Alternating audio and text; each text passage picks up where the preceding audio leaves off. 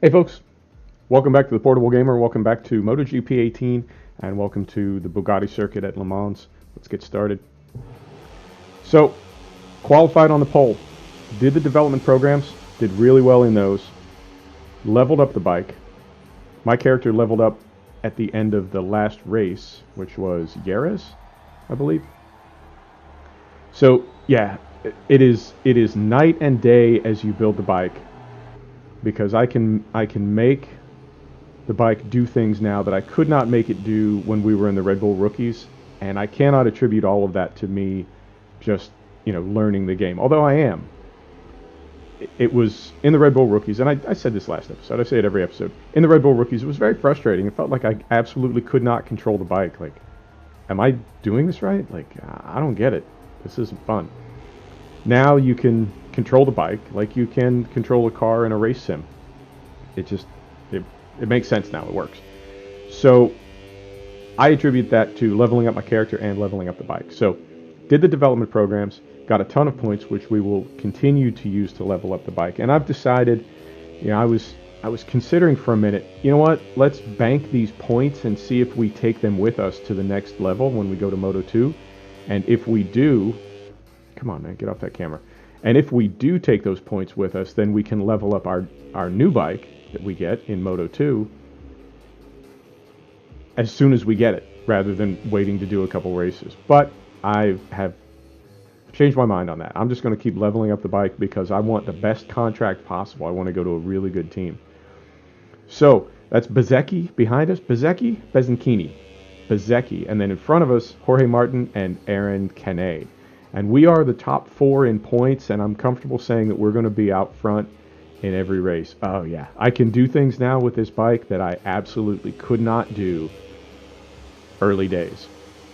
So it's a lot more fun now. It's a lot more intense, too, because I feel like I can actually race. And it's the Bugatti circuit. It's the little Le Mans circuit. And I had maybe 15 or 20 laps on the track when we started the race, including the development program. But as I run I don't want to call them hot laps, they're race laps. As I run race laps with racers, I definitely get my rhythm. It's an 11-lap race, and by about lap 5, I'm really starting to feel it. So chasing Martin and Canet right now, and I got Bezzecchi right behind me, and he is all over me.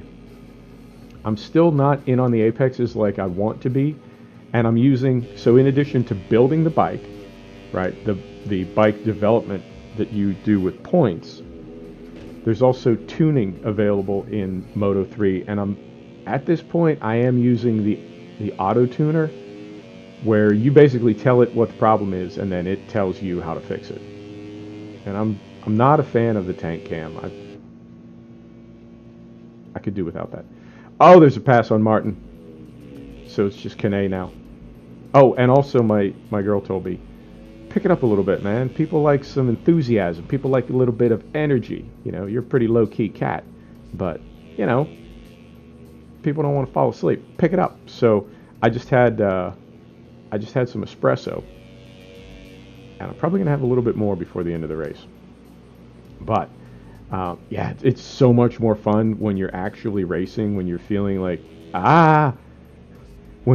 when you're feeling like you can, make up time. Like, Canet is way out front. Do we reel him in?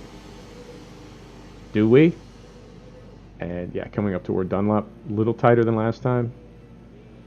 Oh, and also, the first thing that I worked on the bike was the brakes. I continue to tune the brakes on the bike to the point where I think I've almost made them like disproportionately advanced. Like, I've overdeveloped the brakes without bringing the rest of the bike along. And I am bringing, there are 5 categories, and then within each of the 5 categories there are 2 like subcategories. And I am bringing everything up, but I'm leveling up my brakes first. So I'll take my brakes up to level 2, and then I'll take everything else up to level 2, and then I'll take my brakes to level 3, and then I'll take everything else to level 3. So at any given moment, it's likely that my brakes will be the most developed part of the bike as far as R&D. And I feel sometimes like maybe that's not the best idea, because as I go wide in a lot of these turns, I realize I'm braking late because I can, but really, can I? You know, that's pretty tight in there. That's pretty tight on the apex. But there are some of these where I just, shoot right through the apex and then exit wide. And I feel like it's because I carry too much speed, and I feel like I carry too much speed because I'm almost like too confident in my brakes. Like they hit too hard and I'm sort of abusing them. Yeah. Feeling a lot better about the apexes. Not perfect yet. I miss a bunch of them, but I hit a bunch of them. And compared to season 1, I missed all of them. So it is progress. And man, that train behind you, you can hear it too when you're on the bike. You can hear those 15 or 18 or 20 riders behind you, and it's just you know they're coming. Let's go on the bike, and we do that with this one. I always forget this one.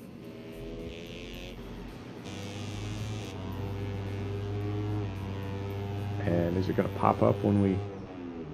No, it's going to stay down there. But you know what? We can stay in the tuck for a while. I mean, he's going to be tucked in the turns when he would be up out of the bubble. Yeah, this game has a few little quirks and bugs and glitches, but not the end of the world. Ultimately, it's a very, very fun game. I have to say, a little bit overpriced. For what it costs, I would expect it to be more polished. So in that way, it's a little, lose a few points for that, taking from A to a B.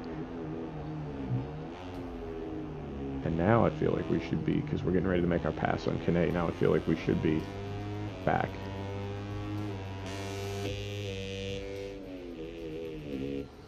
Back here. Okay, we'll go to TV coverage as we get this pass on Kane. I mean, if we get a pass on Kane, foreshadowing. And I'm really looking forward to Moto 2. For a while I wasn't, and I was even considering staying in Moto 3 for another season. But I'm comfortable now. I'm hoping that it's not going to be like we go to Moto 2 and we're just a hot mess. I don't think that'll be the case. I think we've leveled up our character enough that even if we get on a bike with no R&D, we'll be able to keep our wits about us.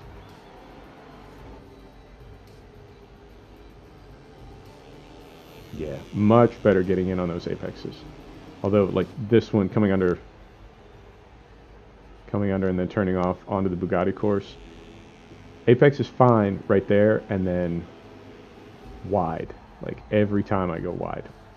Can't really see it from that camera angle, but I do. Man, I ride so much faster when there's somebody right behind me, which is great. The problem is sometimes in a car, I would say I was overdriving the car. I don't know what you would say. Overriding the bike. Overriding is kind of a different word. It means something else. But anyway, I ride too hard. I push too hard. And it seems like I push harder when somebody's chasing me than I do when I'm chasing somebody. Man, that view just creeps me out. It's like a big alien just staring at me. Yeah, man. Go to another camera. Oh, Kane. I'm coming for you. Kane is, I believe... Kane and Martin are ahead of me in points because our first couple races we did not finish well. So we're really chasing Kane. I hope I'm saying it right. For all I know, it could be Canet. But I don't think so. I believe he is French. So that would be Kane.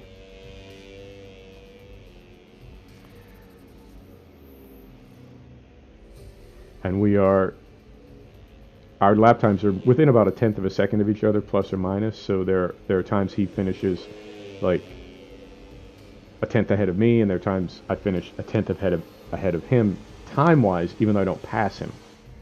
So I guess that means whatever. I was 2/10 behind, and I made up 1/10, but I still haven't overtaken him.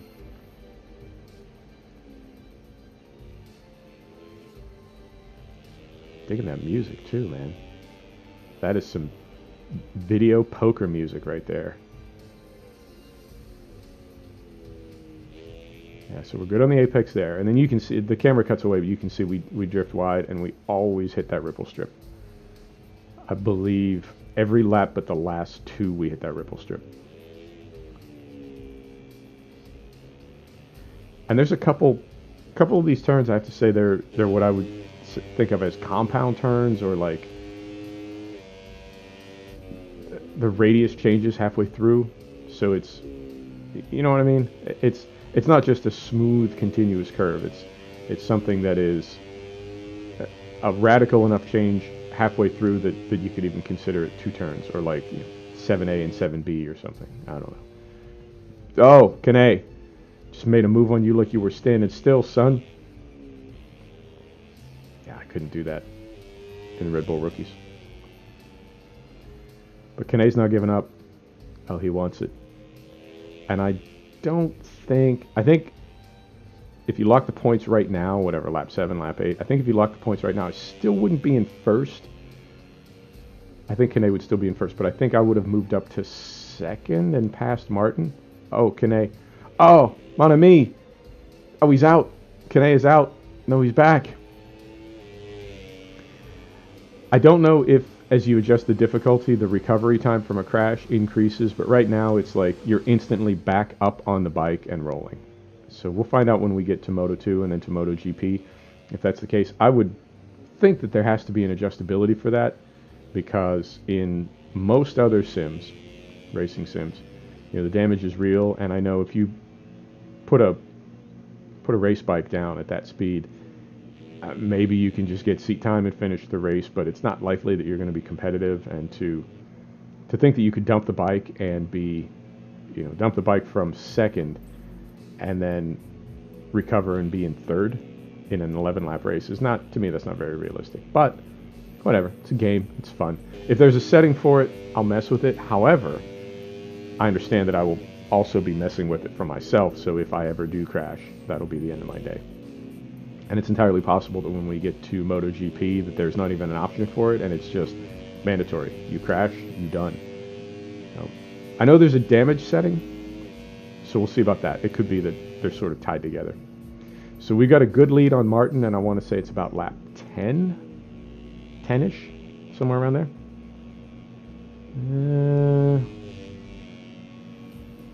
It's got to be close to lap 10, lap 9 or 10. But I know, well, I won't tell you. I won't ruin it for you.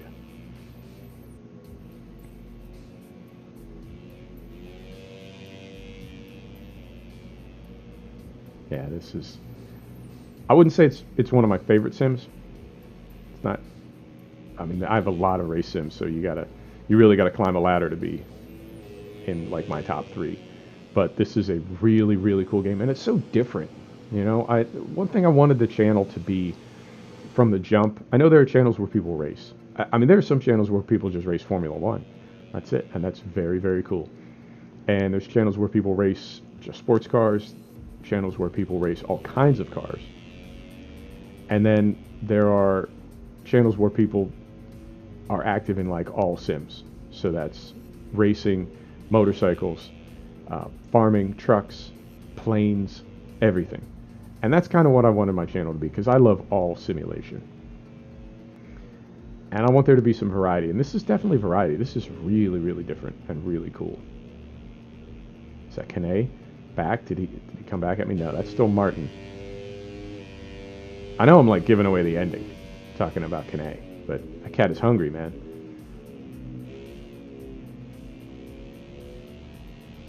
I don't like this camera. Here's not so bad, but like right there. Oh, quit staring at me. Stop looking at me. Oh.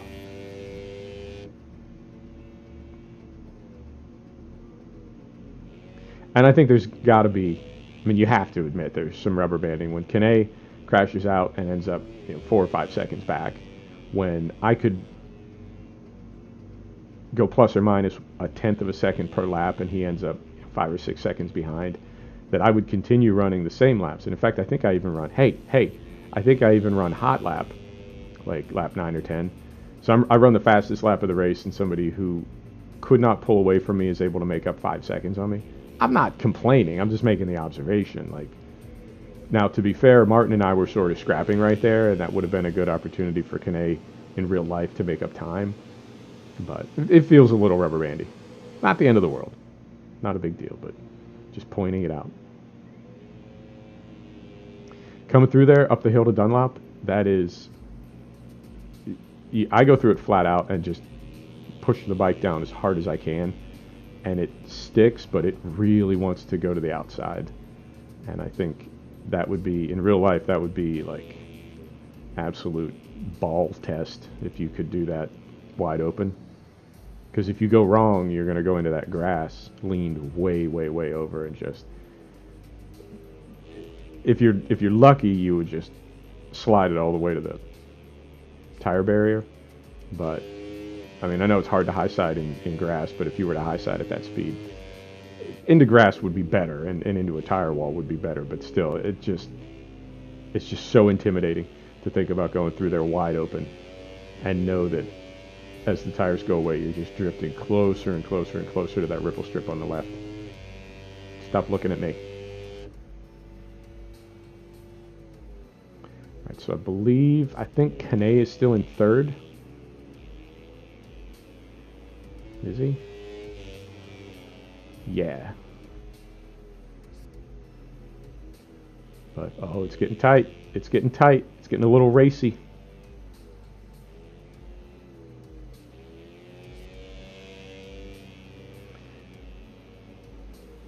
Yeah, every episode I say I'm a little disappointed with the graphics.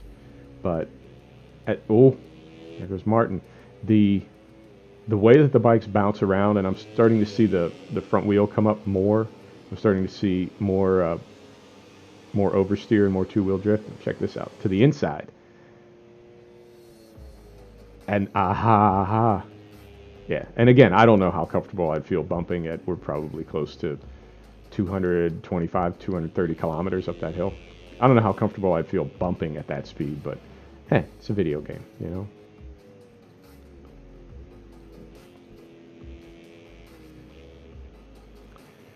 So, Kane still in third.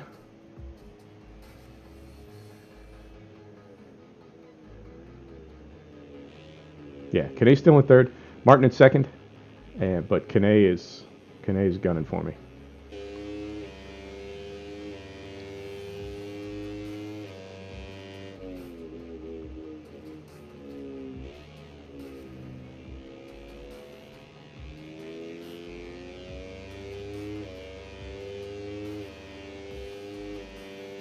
Creepy.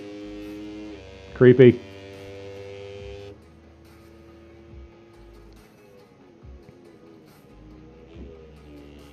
And I guess the way the game is modeled, I guess Kane didn't take any damage, so he is as fast as he was.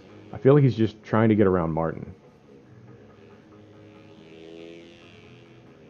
And then he wants to come up and race with me. But it's like Martin is, intentionally or not, Martin is blocking him.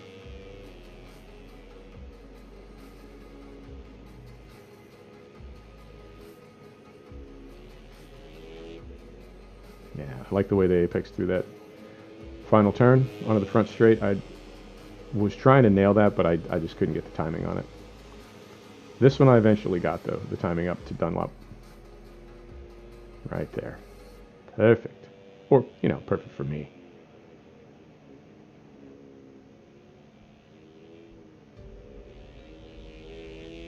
Yeah, a little bit wide right through there.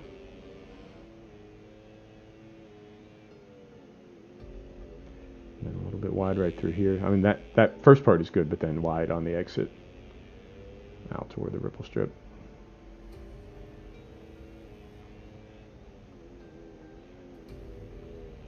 Martin making his move. He wants it. Ah.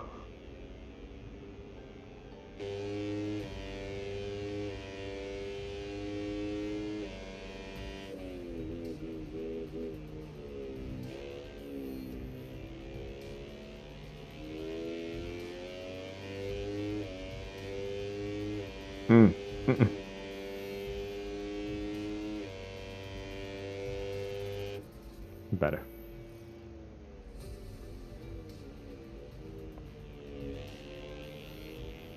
I think also as we get into Moto 2, we're going to have to manage tires better.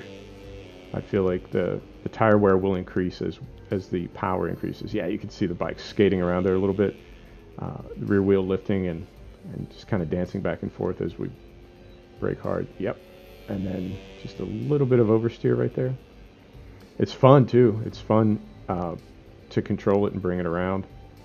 And I can do it with I can do it with the controller. I mean, it's a good thing because there's no wheel support on this. And really, I don't know how I would feel about steering a motorcycle with a wheel. Okay, I guess that's the end. We won. We got first. So let's back out of this. We did. Fantastic. By 0.3 of a second, by half a second. And then Bezecchi. Yeah, it is Becky. It is Bezecchi, not Bezenkini. Right, so let's see where we are in the points now. Did not move up. We're still... Oh, interesting. But did Martin... No, Martin was in first last week. Okay, so I'm 1 point behind Kane. Oh, that's exciting. Folks, thanks for stopping back to check out the Portable Gamer. Thanks for joining us for another episode of MotoGP 18 from Le Mans. And we'll see you next time. Take care now.